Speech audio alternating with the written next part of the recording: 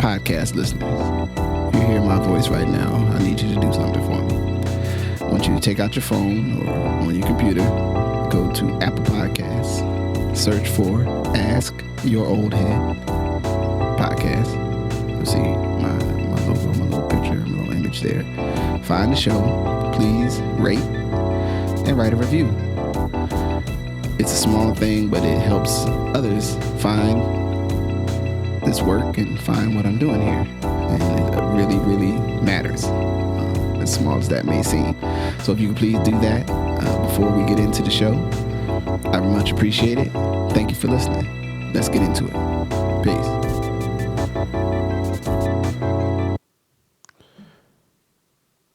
Peace. Before we get into this episode, I want to say, hey man, thank you for listening and riding along with us.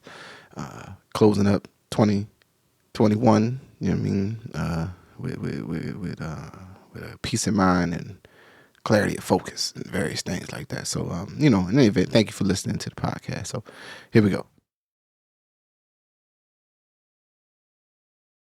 Peace. I'm Majestic. My brother Justice. Man, so well, let's see. Let's start with how you say getting fired on your day off. So and my angle on this, so I know you don't, I know you keep a marginal understanding that football is happening, but by no means, I'm sure, do you know the score of any game that happened in the last 48 hours? I mean, the funny thing is that when you're in the AFC, when you live in a city with the AFC North, right? Mm-hmm. One, if you live in Pittsburgh, you're forced to have conversations about a team that I think is mediocre. But hey, all the AFC North is mediocre this year. So this year, and they beat each other up, right? So it's like four teams that beat each other up all year and stopped everyone from being great. If any of them were in any other conference, they probably would be a lot better this year. But so I think because of the AFC North and the kind of spinning out of like all of it means that for the records and the schedules, I've had more of an awareness. But there are certain small market teams, particularly like the one you're about to talk about, that are just really difficult to know what the hell is going on with them because they no longer come on television. They've been bad. They get draft picks and aren't better every year. So, I've known more than I would have in the past this year. Yeah. Well, so that said, the head coach of the Jacksonville Jaguars, Urban Meyer, was fired this week in his first year as a head coach, which within that world is very rare. That there's been at least multiple instances over the years of like after the first season, right, of firing a head coach if it wasn't working out or was this other opportunity that they just wanted the other guy more. But it's very rare that they actually fire a first-time head coach in their first year in operation, which means whatever the hell was going on in that building had to be terrible. You know what I'm saying? As a Charles Barkley would say, terrible. You know what I'm saying? And I was thinking about this from the sense of sort of like trust and leadership, and especially like kind of executive leadership, because as a head coach of a professional football team, you are, sort of a bit of a bizarro executive, but you are like the head of this, like almost like a room full of like high level, like contractors, so to speak, or right. or salespersons or like technical experts in what they do, as in the players. I mean, all of them are like highly paid staff, right? Even down to the dudes that's on that are just making the roster. And then you have coaches and you have to pay, and those so you have all these, who also want to, and also if they don't want your job, they want a job like yours somewhere else. Yeah. Right. So you're managing, like you said, highly paid contractors who now more than ever are able to switch jobs, right? It's like how COVID now has the labor market before, like for football. Like hey, you can just go where you want to go. You know what I mean? If you're good enough. Right. And you got these sets of people who you have to manage, who are also, in some senses, they may have been in doing the thing longer than you as far as coaching. Indeed. And so, like, the thing that was itching me, and it happens with college coaches sometimes, coaching adults who have standing and the ability to defend themselves, that they're not always able to change, like to adapt to the space where they don't have not just the positional power of their role, but the I guess I would say the positional or structural power that is also granted them as being sort of like, the only person in here that's earning a paycheck, or earning a significant, have the significant means that, there's a higher level of risk if this doesn't go well for me, i.e., a college player, or in some other environments, if you're a frontline staff or, lower paid staff, you may feel more at risk to push back from leadership that is not, showing you respect in really in an appropriate way. So I guess getting to a question, or a thought to get your input on, like, how important do you think it is, or what can you say around just sort of the realities of, like, really operating and providing leadership with adults? Because I think it's a different thing than when I say it, in like grown people. Like, what is something? Because it gets in my crawl that, like, how abusive was this man? He was effective. They won national championships, all these places he went. But how terrible was he possibly to some of those young people and those young men, especially? Right. Yeah, I mean, I think it's literally a difference, right? And it's probably one of the places that, even though you're playing the same sport, the difference in your ability to manage the space becomes exceedingly complex. So you go from you being literally, in some senses, in some cases, the coach of a high performing, college football championship, like, team. You're like as important as the president of the college, right? Mm-hmm. Like, they'll get rid of the president of the college before they'll get rid of you in some of these places. Mm-hmm. Right? The role of the boosters, the role of the investor. So, like, a really high performing college coach has an amazing amount of leverage over everybody in the building. Mm-hmm. Because they also know, if you didn't want them there, they'll go to somewhere else who will pay them, if not the same, more to do the same job, right? You have young people that want to come to build themselves up to be highly paid contractors, right? That, like we're talking about, they want to be the highly paid contractor. And so if they feel like you get them to being a highly paid contractor, they listen. Mm-hmm.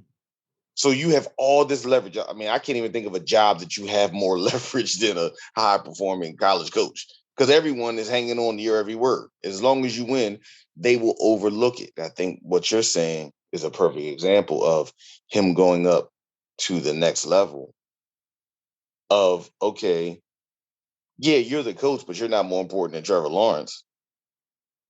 Mm-hmm. Like, you're not, because that's their number one pick. So he's the most highly paid contractor. Yeah, and he was basically kind of both things that's sort of like, yo, I don't really know what's going on around here, but this shit ain't cool. He's made a couple comments that, it pointed to sort of the how poorly this was functioning. But my other deeper thought about an analogy or connection I want to make here is thinking about the way, because for several years it's been like, hey, when Urban Meyer goes to an NFL team, like, yeah, I think he'll do, like, sort of this credit that was given to him to be, an effective and great leader within this realm, even though, we haven't seen it. And there is a thing between the NFL and the college level where, especially folks that are very NFL side, and I think it speaks to what, why can't I say my man's name? Tomlin, was speaking to about them people saying he wanted to go to LSU or the USC or any shit. He's like, nah, B, I'm an NFL coach. Like what? Like yeah, I mean, I don't want to do that. Like I don't want to be part of that world. I'm up in here. I'm up in the big boys league. You know what I'm saying? Right. And but generally the other thing I thought was something just to think about or get your thought on was sort of, as an analog for the structures where like certain people just going to get the credit for their ability, even though we really don't have no evidence that they will be good, but they're going to get a shot to mess up anyway.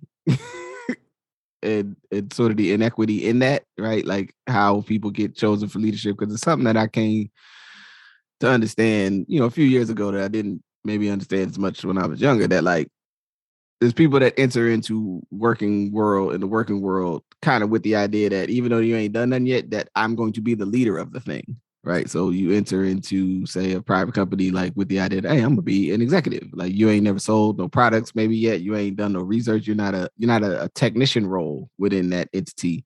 You're looking to be in the C-suite, so to speak, right? And then that there's a whole different sort of grooming process for one to just be the leader of something versus being, in some companies and industries are different or try different approaches to this, right? Where sometimes the people who lead, do have frontline functional experience, but there's a lot of worlds where, people enter in before they've done anything with, I'm entering in with the idea of being the leader of it. And depending on, number of factors, some of them being ones that are clearly, unearned privilege, others that, we could debate about whether it was earned or not. One can be rewarded for sort of operating in I'm just trying to take roles that'll get me to be a leader fast. You know what I'm saying?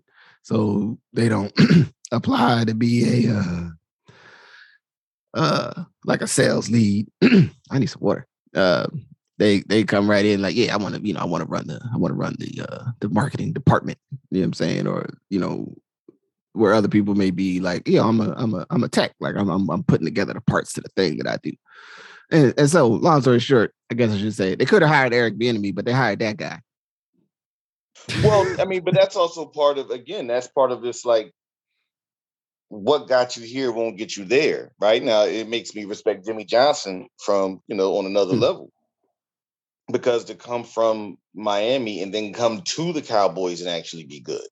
But we're replete with these examples. And I think, it speaks to the level of inequity built in to, I would argue, the college space, which, as an aside to this, I think the whole Deion Sanders, conversation with Jackson State plays into this, but it plays into like, okay, it's Urban Meyer, Ohio State, a coach amongst men. But then he gets to Jacksonville, and clearly he does not have the executive functioning, and clearly not have the situational awareness. Right now, it brings to bear, who knows what he does inside the Hooters and the Chili's of Columbus, Ohio. Right, like, you know what I mean? Like dancing to Sir Mix-a-Lot. You know what I mean? Like baby got back and grinding on somebody or something. Right, like. Clearly, there was a space where he was enabled or allowed to function in that capacity there. He did not have the situational awareness amongst other skills to realize, you're the coach of a pro team. Like there is no force field around you. You have to go home. Like, you know what I mean? Right. Like Goodfellas. Like, you gotta go home, man. You gotta go home. You hear what you're doing over here, but you gotta go home, right? Yeah. And so absolutely. I just think it's a really great example of, okay, yeah, you were Urban Meyer, but that doesn't mean you come here and the coaches don't like you. They're fighting, you dancing at Hooters, like you need to be the most important person at a mid-level college program. You need to go back to be the most important person at a college program. Because that's where you fit. And to your point about Eric Bieniemy and all these other folks, these are people who, after being coaches on assistant coaches and defensive coordinators and offensive coordinators, understand how to deal with this ecosystem. You know what I mean? I think the NFL is trying to get better, but it still struggles with this idea of like the white man who's always been successful versus the black person who's proficient or the brown person who's proficient. Mm-hmm. Mm-hmm. And I think that space just suffers with that concept. You know what I mean? Because it's like the legend of these usually white coaches and like kind of what comes with it, right? Yeah. Versus like I got a good coach who can be the coach of men, right? They understand these systems, they understand the salary cap, they've played so that the and they're part of a system so that players respect them because they know the tree of knowledge, if you will, that they come from, right? If you come from the West Coast system, or if you come from the origin, of a particular coach, like they know that and know what it means for you to be there. So yeah, I just think trust and loyalty, how systems conspire to create, non like just bad outcomes. You know what I mean? If it's over Jacksonville, money's not an issue, but the idea of who you pick to be a coach is a great example of why you have the record that you have. Mm-hmm. Mm-hmm. I mean, right. And now you made a mistake, and this is just the interesting thing about racism in America. You made a bad mistake with a white man, so no one will like hold you to that mistake forever. Yeah, they'll let it go. They'll let the mistake go. Yeah.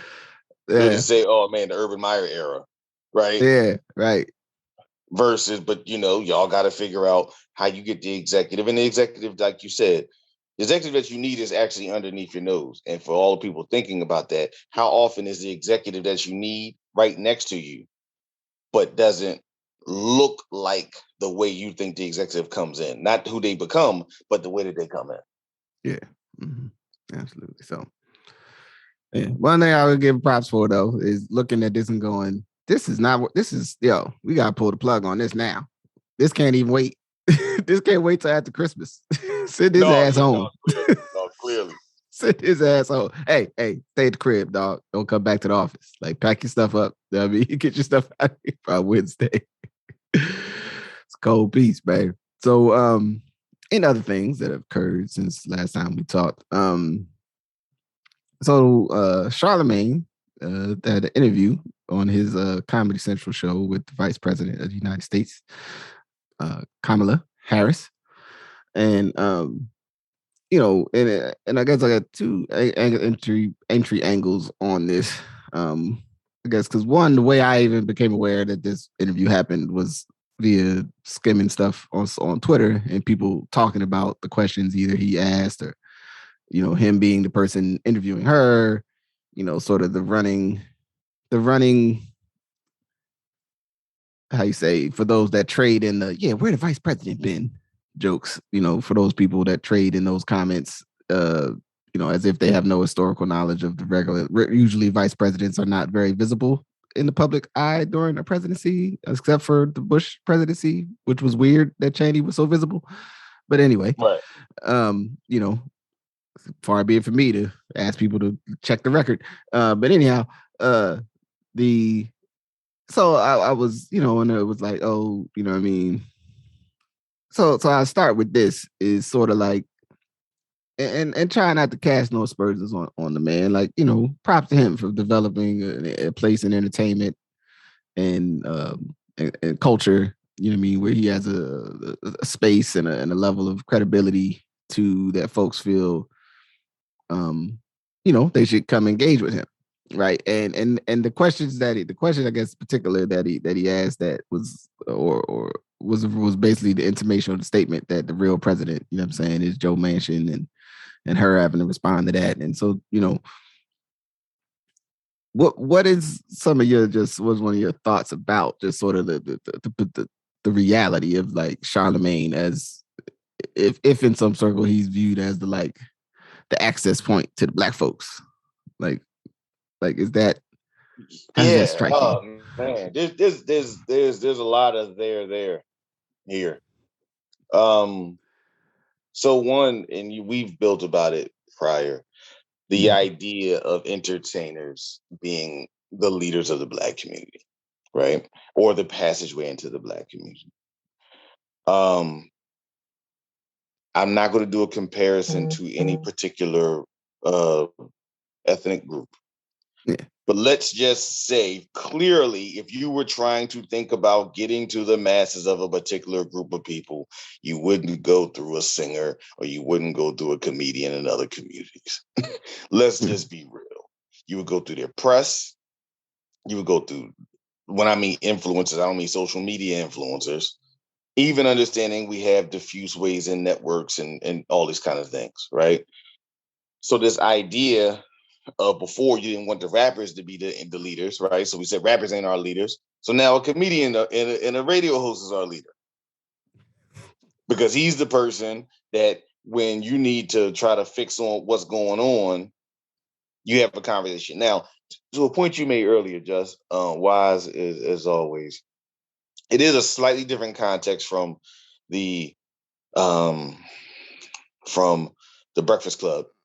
Yeah. And it's more, more in the way of Stephen Colbert. And you know what I mean? Like it is more of that. Yeah. Which recently people have started to engage in those things. I'll say this. I don't know if Pete Buttigieg would have been on. Right? Like, I don't know if Marty Walsh would have been on.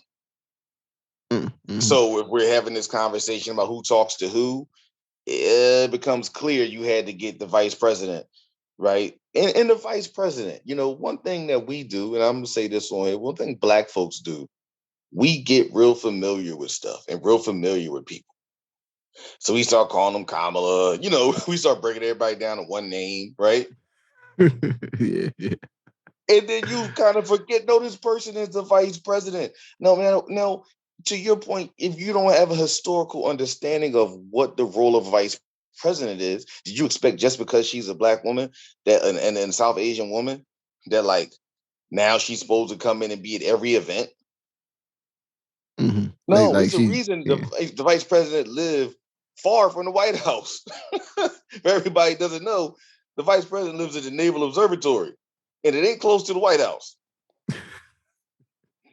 You know what I mean? Like, it's a reason. They have their own world, and they're the vice president, not the president. And so I think the mix of this, like getting too comfortable with, I think, you can argue how out front do you want this person to be? And maybe is the Biden administration being able to produce on everything they promised? I mean, those are very real political and policy conversations. But the idea that Charlemagne and whatever he could communicate is the best way to get an answer for a certain set of people, especially when you got a midterm coming up and it's real likely that the Dems will take a shellacking, to use a term you don't hear too much anymore. I just think it still continues this idea of our community where it's like, okay, well, yeah, we didn't say it ain't Jay-Z no more, or it ain't Jeezy. Now it's Charlemagne. And then one more part about this actual, like, who's the president thing, right? Again, often we're seeing politics through a lens of like our experiences versus there is just a history to politics. Yeah, when it's a split Senate, every vote matters as if they are the deciding vote. And Joe Manchin is, regardless if you think he's trying to stop something or he hates you or he doesn't love childcare, he has a vantage point. He has never wavered from his vantage point, right? He has never acted like he was somebody other than he was. And this is his position. And frankly, you just can't force him to do anything. So the idea that, well, Biden's not the real president because he can't force Joe Manchin to do something is an elementary understanding of politics at best. Yeah. And I'm saying elementary at best. Infantile at worst. Like, because that's just not how it goes. Joe Biden needs Joe Manchin more than Joe Manchin needs Joe Biden. And that's just the reality of it. And so I think, even the forwarding of that and then having her to have to defend that, right? So now you're making you what you're calling keeping it real is making this woman defend Joe Biden and frankly defend her office or her role. Yeah. In ways that's like, is this how you wanted her posited? And maybe you didn't give a damn if it was helpful or not, but what you just did ain't helpful. I can tell you that much. Yeah. Yeah. I mean, and it gets to, and at least in the part that she did reframe or push in the reframe, like, basically, as I've said, it's going to be my drumbeat all of 2022. You have half of the folks that are in the building, and this is not just, this happens at our state levels and at the federal level, that can have a say in policy. In many ways, they're going, we just ain't going to vote on nothing that we didn't come up with, right? In some states, that's the Democrats that are in the minority in voting. In some states, that's the Republicans parties, and then wherever independents in your given state lie. And at our federal level, like I said, any 7 or 8 of those other 50 Republicans could go, nah, I actually think health childcare would really help my community. I'm totally going to vote for this, right? And your man Joe is no longer in a power position, right? So his power position is constructed also by a whole group of people who just like, yeah, we just have all decided we're going to go. It's not our, we don't have any power, boo-hoo.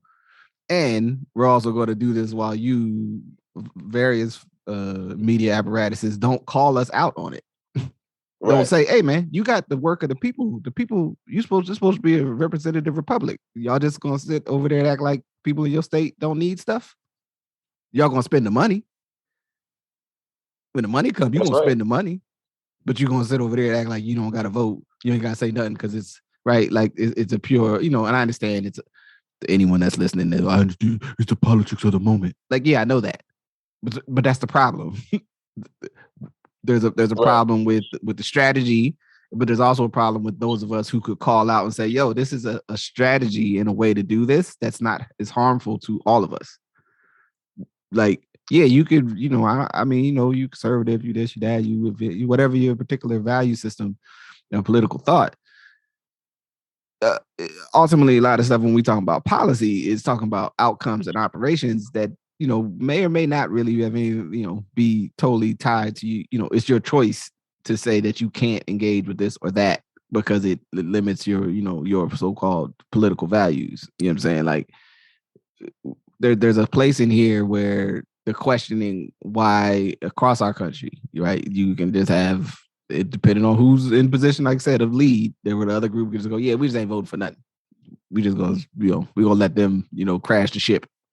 and then point fingers, you know what I'm saying? Like, yeah, see if we was in charge, right? And to me, that's sort of the gotcha argument structure of the like, yeah, where Kamala been, and or what's happening with this? Like, is this single point kind of argumentation that is like, how does this actually help us with thinking around getting stuff done for ourselves, right? Like if you trade in the and then to me this was what was touching me with it because we was talking a little bit about social media, like the way if you're encountering these stated statements, on a social media feed, the same way you would maybe in a maybe not, it's not really the same as being in a bar and somebody was just saying these things, but it's like, again, what am I supposed to do with the statement you just made? If like, and they still ain't got nothing done for us. And then like, yeah, so that means should I vote for the other group? But the other group ain't sending no letters, no calls, nothing either. So am I just supposed to do nothing? Like, right, like it's right. A very and I think strange. The framing, what you just said is exactly right. So because I've totally let this other group of people who will not do something that's even in their own community's benefit because they don't want to give a political win because they need to wait till they can get back in power. Mm-hmm. And the Republicans, and frankly, are just much better at this than Democrats.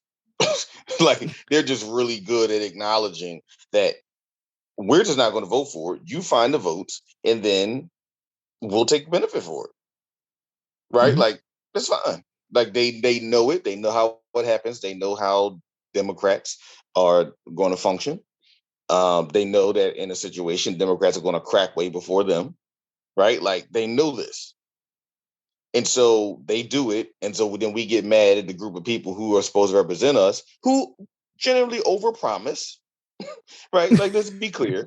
It's an overpromising of sorts. Like, hey, I'm going to get a free community college for all of y'all. Anyone that thought America was going to switch to a free community college model, that this was going to become Germany, this was going to become Sweden, right? Like, that's not the case here. There's a lot of reasons where even in the apple of the eye of someone at the Center for American Progress or Brookings or any other think tank, that is just not going to happen. And so now you're faced with Charlemagne in a soundbite assailing not only Joe Biden but then also Kamala Harris.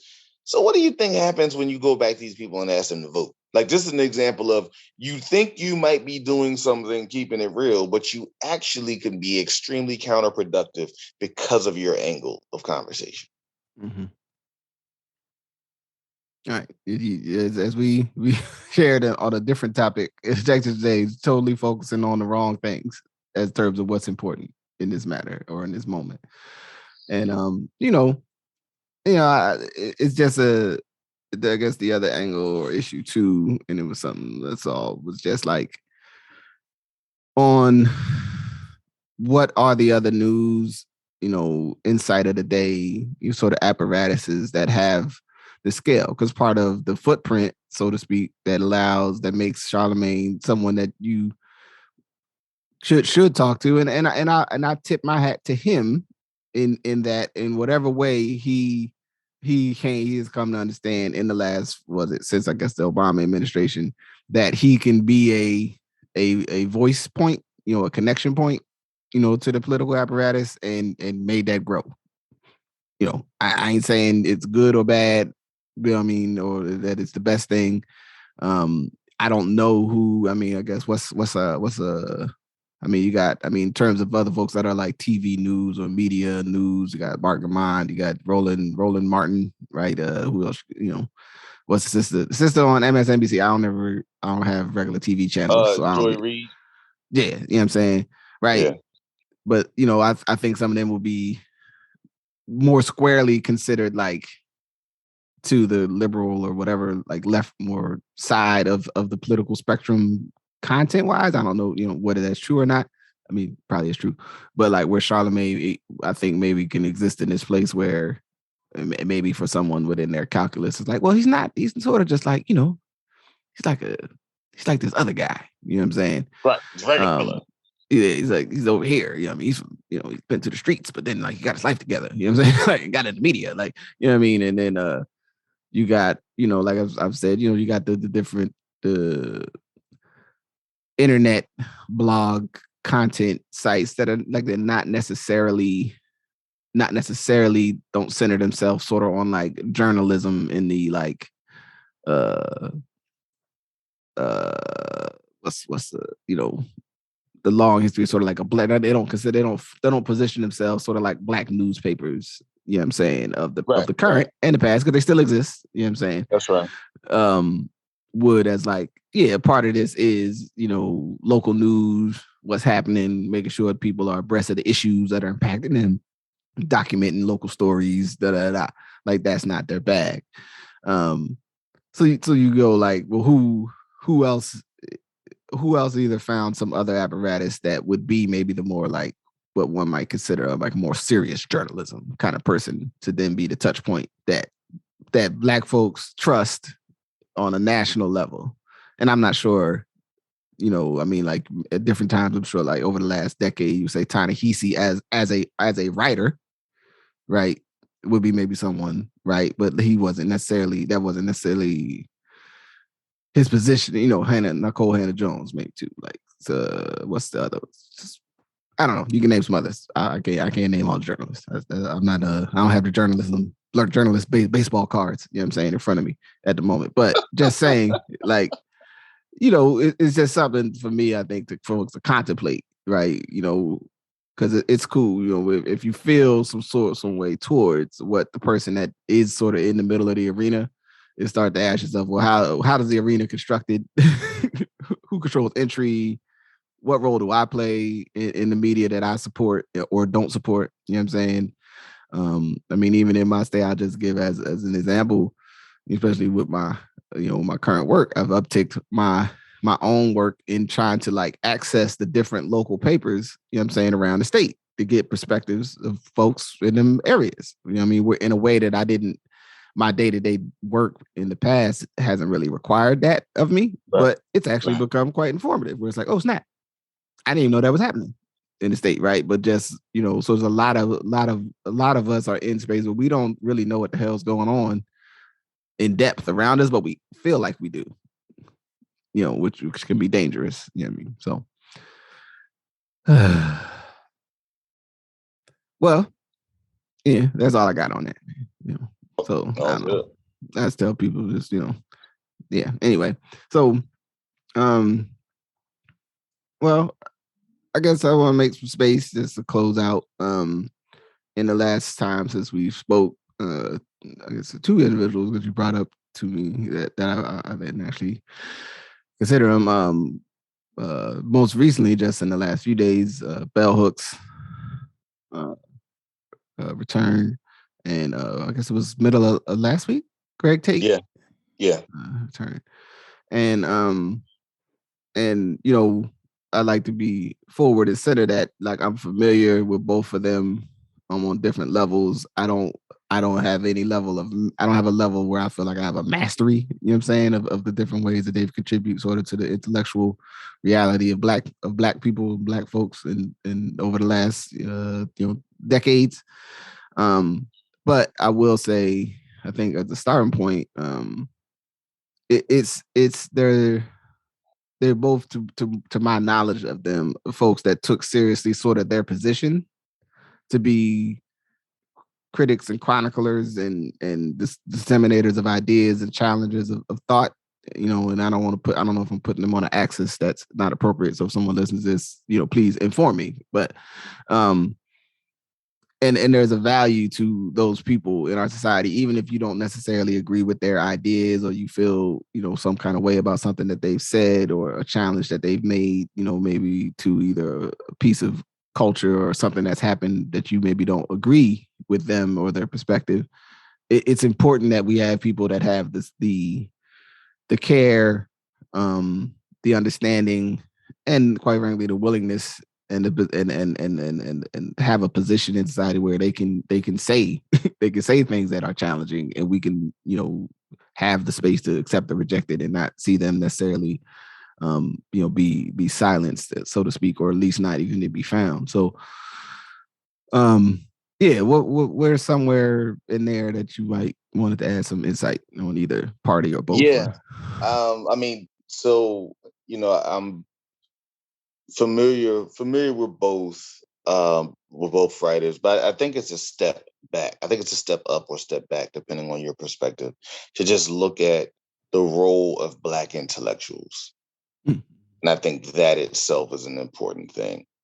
The idea of the importance of, there are people who are thinking about the stuff that's going on. And to your point, you don't necessarily have to agree with them, but they are putting ideas out there to be debated, to be thought of, to be engaged, right? And I think that that's an important part of any kind of community, of any kind of space. When you don't have people who have perspectives, even if you disagree, then you don't have the platform for the creation of new forming and ideas. And then the other thing is, and I think this is more relevant to Bell Hooks, I think being okay with understanding that Black intellectuals are not going to always be at the same place, right? Like, obviously, a lot of her earlier writing about feminism and patriarchy and all these kind of ideas. And then as she got older and evolved and, you know, started talking more about healing and not necessarily the material as much, right? There were people who were kind of like, they took exception, but that was part of her intellectual journey. And I think there's the idea that like we don't have to take someone's intellectual journey as right more than we have to take it as something to reflect on, right? Mm-hmm. But I think she contributed to the broader discourse. As obviously, most folks are going to they're going to think about her work from feminism, but I would think her talking about parenting, even though she didn't have children, her talking about the role of love in a community. All these things became things to remark on, and it didn't mean that you had to like every single thing, right? And I think that's a mentality that we have to be very careful of. You have to like every single thing someone said for some of their work to have relevance, because in some ways you're stopping them from growing because you want them to be able to say something that resonates with your mind versus where their mind may be going. Greg Tate was unique for me because I was Greg Tate is a representation to me of the writers who were able to chronicle hip hop during its development. We often, when we think about hip hop, we often like, okay, well, look at the record label, look at Russell Simmons, look at the actual rappers, but we aren't thinking about 1983 and 84 and 85. Who are the people chronicling this new art? Because we still have to frame it that like in 83 and 84, 85, 82, 84, 85, there's new stuff. No one had heard this stuff before. Now generally we hear rehashes of something we've heard before, right?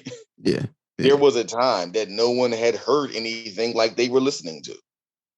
And then at the Village Voice in particular, Greg Tate, Nelson George, Barry Michael Cooper, amongst others, were just amazing writers of that time who were giving voice to what it meant to be Black, coming through the traditions of all Black musics and Black writers, but then also this new advent of this new form, right? And so I just suggest if folks get a chance to read Flyboy and the Buttermilk, or just go back and read any of Greg Tate's writings. And like I said, as an extension, just not from that, but like to be able to get into the writing of that time, because the writing of that time influenced the source. It influenced vibe. It influenced the poetry space and the kind of chronicling of the lyricist lounge and you know what I mean? All that stuff that came about, a lot of that stuff had its impact. And then also Greg Tate, had like a rock band, like a rock orchestra, always made sure to keep people in the context of remembering that hardcore punk was in fact created by Black people, which I think is very difficult for people to put their finger on at this point. But, Bad Brains literally is the group that is the formative group of hardcore punk from DC. vegan rosters from DC were the formulating group of hardcore punk, only in America. But, so I would say like just that writing was also a part of the culture, and everyone talks about for the culture. It was a part of the culture of that time. So kind of to understand what was happening in some other spaces, I think Greg Tate is, you just have to read some of his writing and how it kind of comes off the page. But I just do think both of them and people like them are representatives of a time that, one, you had to read, you had to go find someone's book. You had to go hear somebody speak, and the information was not always at your fingertips. And I'm not trying to be a Flintstone and go back to a point where you don't have access to information, right? But it is something to be said for the idea of the challenge of the loving challenge of ideas that doesn't cut off truth from either side. And I just think, going back to our other point, we are at a place where we don't even acknowledge that someone else may be saying something correct because it does not fit our perspective. Absolutely. I think you said it the best right there. You know what I mean? So only thing I will add is go look up folks' articles and read them. You know what I mean? Read some of these books, you know what I'm saying? Tap a Especially when it comes to bell hooks. Like, you got to go read some of that. You can't listen to whoever your man's was that said he knew something about black feminism and da da da.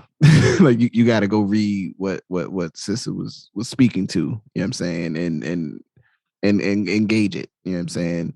I mean, I think that's actually, I guess, one of the most important things about, reading and as an old technology that really doesn't lose its value, is there certain things in terms of being able to contemplate. You can't do it in a video. You can't do it in a song. You know what I mean? It's in a paragraph, and that's all right. So, respects, you know what I'm saying, and love to them, you know what I'm saying, and to their families of those that knew them well and were close to them, you know what I'm saying, and thanks for their contribution, you know what I mean, to the greater growth of knowledge. So that, I mean, unless you got something else, I mean, we call it a wrap for the day. My man, it's all good. Right. That I'm saying, peace. Peace. Thank you for listening to Good Brothers. Thank you to my good brother, Majestic. As we get here to the closing weeks, days of 2021, remember, you can always make time, to connect with the people that you care about and all that. You know what I'm saying? You consider that a Rajee, closer you're going to get to a holiday message.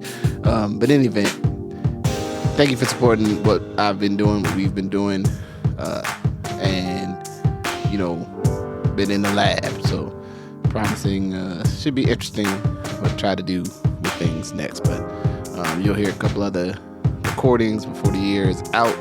And then we'll be, in the deuce, getting loose. So thank you for supporting. And you know what to do in all the various ways. If you listen, I've said it before. If not, listen next time and you can pick up where I really left off. So with that, I'm going to say peace.